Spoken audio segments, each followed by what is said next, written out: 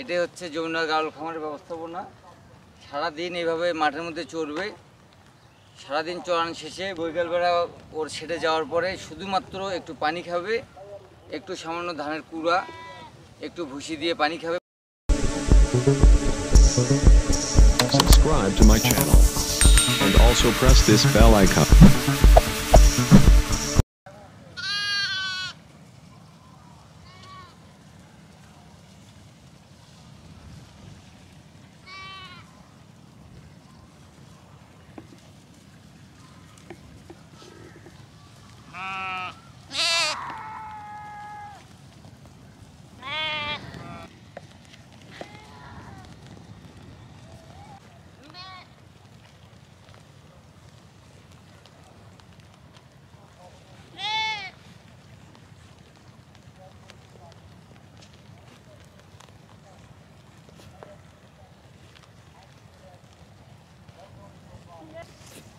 এদের রোগ প্রতিরোধ ক্ষমতা অনেক বেশি।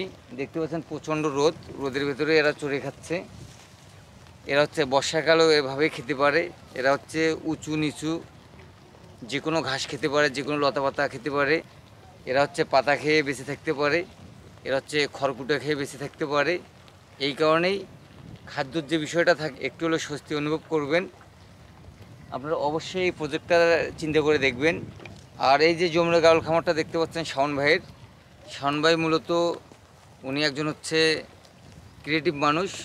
উনি চাচ্ছেন যে এই যে গাড়লের যে সেক্টরটা আছে ওনার মাধ্যমে বা ওনার প্রচারণার কারণে দেশবাসীর কাছে যেন এটা ব্যাপক আকারে প্রতিফলন ঘটে, ব্যাপক আকারে ছড়িয়ে পড়ে, যাতে অনেকে স্বাবলম্বী হয়। দেশের যে হচ্ছে মাংসের যে ঘাটতিটা আছে, আমিষের যে ঘাটতিটা আছে, কিছুটা যেন পূরণ হয়।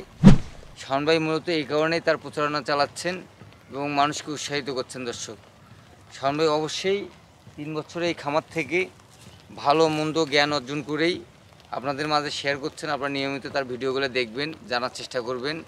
অবশ্যই উনি এমন কিছু বলবে না, এমন কোনো তথ্য শেয়ার করবে না যে তথ্যর কারণে সাধারণ মানুষ, কোনো গরিব মানুষ বা যাদের সামান্য পুঁজি তারা ক্ষতিগ্রস্ত হয়। অবশ্যই শাওন ভাই কখনোই এটা চাবেন না। আমি মূল যে কথাটা আমি বলতে চাই, আপনারা অবশ্যই কোনো প্রজেক্ট করতে গেলে এই গাড়লটা নিয়ে চিন্তা করতে পারেন।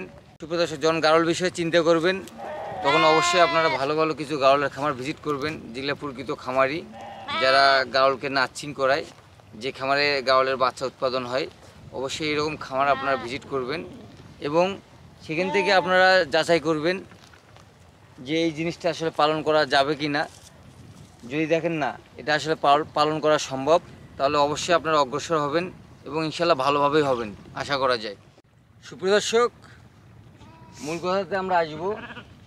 এই যে যমুনা গাড়ল খামারের যে গাড়লগুলো আছে, এখানে প্রায় 200-250 তো গাড়ল আছে, সব মিলে বাচ্চা বড় সব মিলে।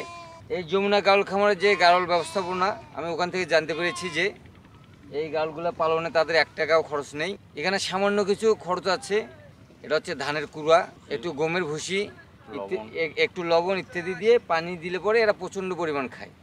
যারা আমিষের চাহিদা যোগান দিতে চান দেশে, তারা অবশ্যই এই গাড়লের সেক্টর আসতে পারেন।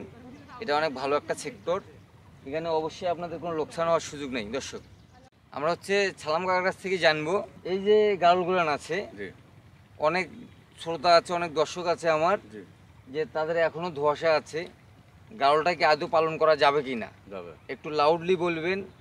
এই গাড়লগুলোর সম্ভাবনা কি, এর ভবিষ্যৎ কি হতে পারে, আপনার দৃষ্টিকোণ থেকে আপনি এখন দয়া করে একটু বলবেন। এই যে গাড়লগুলো আছে, এদের সকাল থেকে সন্ধ্যা পর্যন্ত আপনার কীরকম এর পিছনে শ্রম দিতে হয় এবং কী পরিমাণ খরচ হতে পারে, একটু দয়া করে একটু জানাবেন। মনে করেন আমরা সকাল 8টায় নিয়ে আসি মাঠে, সারাদিন চলে বিকাল 5টায় আমরা বাসায় নিয়ে যাওয়া।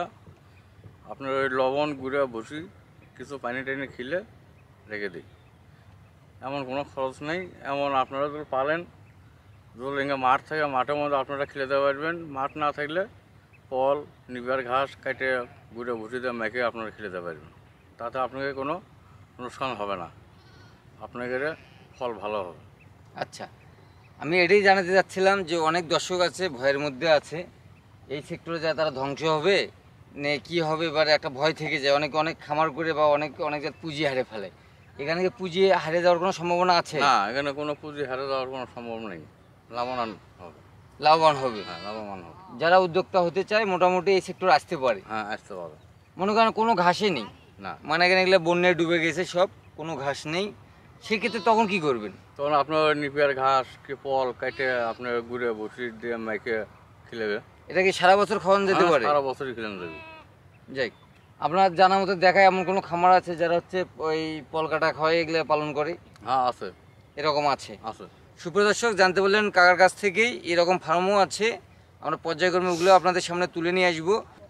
এই যে গাওলের সেক্টরটা আছে, এটা কোনো শখের না, কোনো কিছুর না, এটা মূলত একটা বাণিজ্যিক প্রজেক্ট।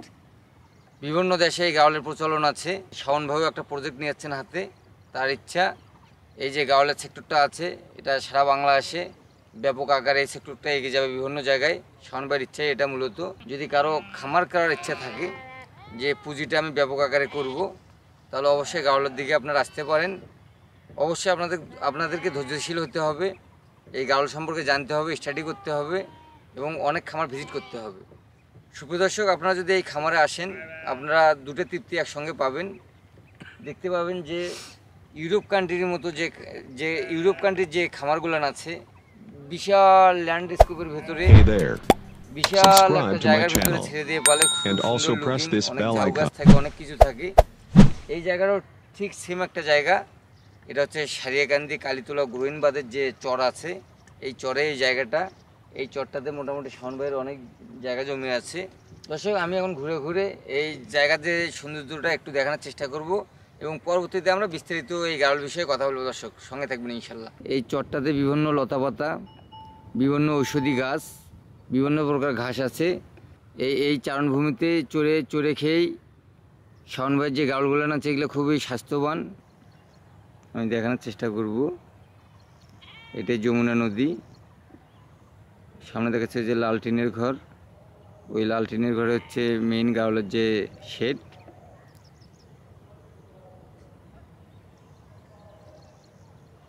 এটা হচ্ছে চর।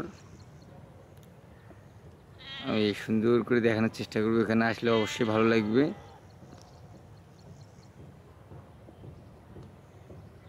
আমি এখন যে জিনিসটা দেখাবো, এটা হচ্ছে গ্রোইন বাঁধ। এটা মোটামুটি পর্যটক স্পট। এখানে অনেকে পিকনিকে আসে, অনেকে ঘোরার জন্য আসে, আনন্দ নেওয়ার জন্য আসে। এখানে অনেক নৌকা পাবেন, ঘুরে বেড়াতে পারবেন। নৌকায় উঠে অবশ্যই চরের এই প্রান্তে আসবেন, এই সিনগুলো আপনারা অনুভব করবেন। এই ঘাটের নাম, উপনাম আছে, এটার নাম হচ্ছে মিনি কক্সবাজার। অবশ্যই আপনারা আসবেন, আপনারা দেখবেন ইনশাল্লাহ।